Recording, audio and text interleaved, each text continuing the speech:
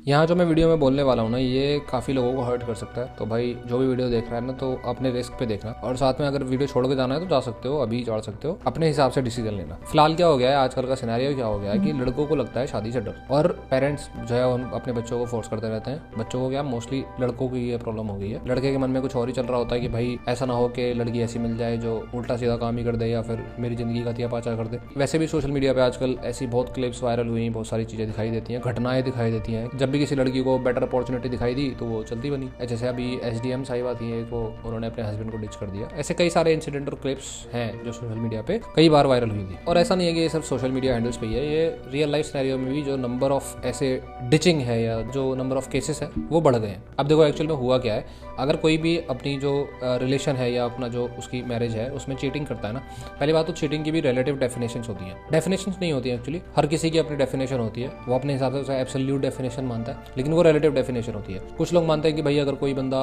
Emotionally किसी couple के बाहर इमोशनली अटैच होता है किसी और बंदे से तो वो चीटिंग है। कुछ मानते हैं कि भाई अगर सेक्सुअल रिलेशन में इन्वॉल्व होता है तो वो चीटिंग है। कुछ कहते हैं कि भाई चीटिंग होती है, हर तरह की चीटिंग ही है, तो ये इफ एंड बट नहीं लगता इसमें। तो अगर बात सिर्फ इतनी करी जाए ना कि सेक्सुअल रिलेशन को बेस रख के कि भाई जो सेक्सुअल रिलेशन में इन्वॉल्व होता है वो चीटिंग है, तो फिर मेन जो है वो ज्यादा चीटिंग करते हैं विमेन के कंपैरिजन में। ये रियल लाइफ सिनेरियोज हैं और ये हार्श ट्रूथ है, शायद कुछ लोग माने ना, लेकिन ये सच है। लेकिन फिर भी जो डर है वो लड़कों के मन में ज्यादा पैदा हुआ है फिलहाल कुछ ही सालों में। लड़कियों के मन में डर तो देखो पहले से ही था, बहुत पहले से ही उनके मन में डर रहता है कि फ्रीडम छिन जाएगी, दूसरे के घर जाना है। उस डर का जो ग्राफ है वो ऑलमोस्ट सेम है। लड़कों के डर में बहुत तेजी से एक्सपोनेंशियल ग्रोथ हुई है। अब ऐसा है क्यों? देखो एक चीज है कि सोसाइटी ने ना जो हस्बैंड की चीटिंग होती है या फिर जो मेल पार्टनर की चीटिंग होती है उसको एक्सेप्ट कर लिया है, एक्सेप्ट नहीं कर लिया है लेकिन उसको वो माफ़ी दे देते हैं। और उसका भी अपना एक टेक्निकल रीज़न है कि मेल जो होता है अगर वो किसी और के साथ सेक्सुअल रिलेशन में या इंटीमेट रिलेशनशिप में इन्वॉल्व होता है ना, तो उसको फ़र्क नहीं पड़ता। जैसे वो अगर रात गई वाली सिचुएशन होती है उसकी, एक रात पहले अगर वो किसी के साथ इन्वॉल्व भी था तो सुबह उसकी जो फीलिंग्स हैं उसके लिए वो जीरो होती हैं ऑलमोस्ट। तो उसको इमोशनल अटैचमेंट जो होता है ना वो मिसिंग रहता है। लेकिन फीमेल में ऐसा नहीं होता। फीमेल में अगर वो अपने पर्टिकुलर मैरिज या अपने पर्टिकुलर रिलेशन के बाहर किसी के साथ सेक्सुअल रिलेशन में इन्वॉल्व होती है तो बहुत ज़्यादा ह्यूज रिस्क है कि वो अपना जो इमोशनल सपोर्ट या प्यार है अपने पार्टनर के लिए वो भी ऑलमोस्ट कॉम्प्रोमाइज़ कर चुकी है। अब शायद ये बातें सुनकर कई सारे लोगों को बुरा लग रहा हो, मेरे पे गुस्सा आ रहा हो, लेकिन ये सही है। सोसाइटी ने जो आदमी की गलतियां हैं ना उसको एक्सेप्ट कर लिया है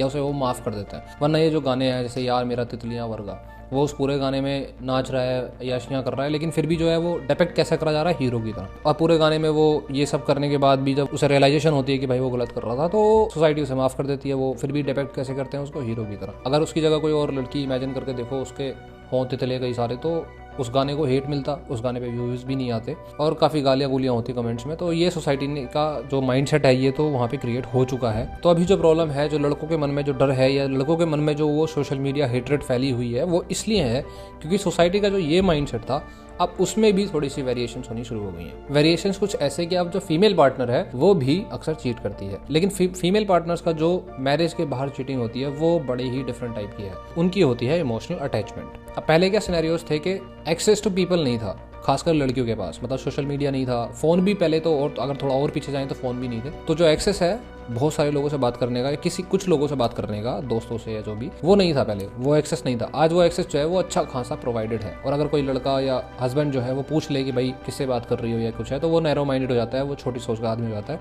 तो वो बेचारा उस बात पे तो डिबेट कर ही नहीं सकता। ये है एक्चुअली पहला दरवाजा जो आजकल खुल चुका है। दूसरा दरवाजा है जो आजकल वो भी खुल चुका है खासकर लड़कियों के लिए, क्योंकि लड़कों के लिए तो दोनों दरवाजे पहले से खुले हुए थे, अब भी खुले हुए हैं। जो दूसरा दरवाजा है, पहले क्या होता था कि डाइवोर्स वाली सिचुएशन पहले अराइज नहीं होती थी, पहले डाइवोर्स का ऑप्शन ही नहीं हुआ करता था। आजकल जो है वो डाइवोर्स का ऑप्शन है। अब हर शादी में लड़ाइयाँ होती हैं और कई बार ऐसी उल्टी सीधी लड़ाइयाँ होती हैं गंदी गंदी कि भाई एक दूसरे की फैमिली को गालियाँ दे दी या फिर आपस में गाली गलौज, या कई बार ऐसा होता है कि हाथ भी उठ जाता है एक दूसरे का। कई बार तो ऐसा होता है कि जो लड़ाई की सिचुएशन है वो बहुत ज़्यादा वर्स होती है जिसको मैनेज नहीं करा जा सकता। लेकिन मोस्ट ऑफ द टाइम्स जो लड़ाई होती है ना उन्हें आराम से मैनेज करा जा सकता है, चाहे वो ज़्यादा गंदी लड़ाई भी दिखे तब भी।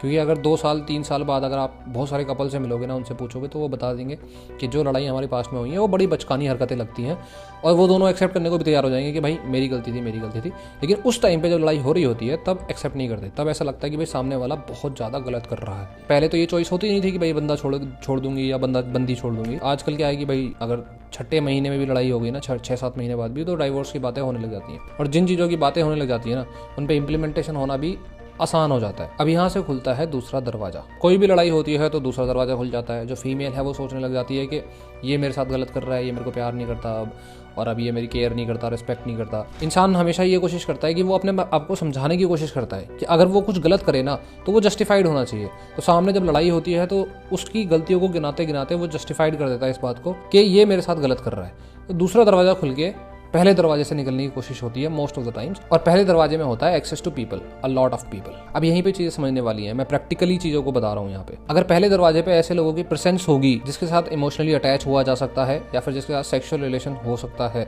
वही सबसे बड़ा खतरा है जो रिलेशंस में होता है और होता आया है और हो रहा है। कोई बोलेगा नहीं लेकिन ये सच्चाई है। ये जो कहते हैं ना लड़कियों का बेस्ट फ्रेंड, ये सब वो सब, और बहुत सारे मीम्स चलते हैं, इनके बारे में बात कोई नहीं करेगा लेकिन ये रियलिटी है, ये एग्जिस्ट करती है। और अगर गलती से पहले दरवाजे में बैठा हुआ जो बंदा है वो मेल हुआ लड़की के लिए, वहाँ पे कुछ ऊंच नीच हो जाती है, कुछ उल्टी सीधी बात हो जाती है। तो वहाँ जो मैंने अभी स्टार्टिंग में बताया था कि विमेन में जो है इमोशनल क्वेश्चन या फिर इमोशनल अटैचमेंट बहुत जल्दी होती है, वहाँ से वो वाला प्रोसेस शुरू हो जाता है और ये पूरी की पूरी जो है लाइन वो क्रॉस हो जाती है। ये पूरी लाइन पहले एग्जिस्ट ही नहीं करती थी क्योंकि पहले दोनों दरवाजे पहले ही बंद थे, लेकिन आजकल के सिनेरियोज में दोनों दरवाजे खुले हुए हैं और जो पूरी लाइन है वो क्रिएट हो रही है। अब अगर आदमी की बात करें तो ये दोनों दरवाजे उसके लिए पहले से ही खुले हुए थे।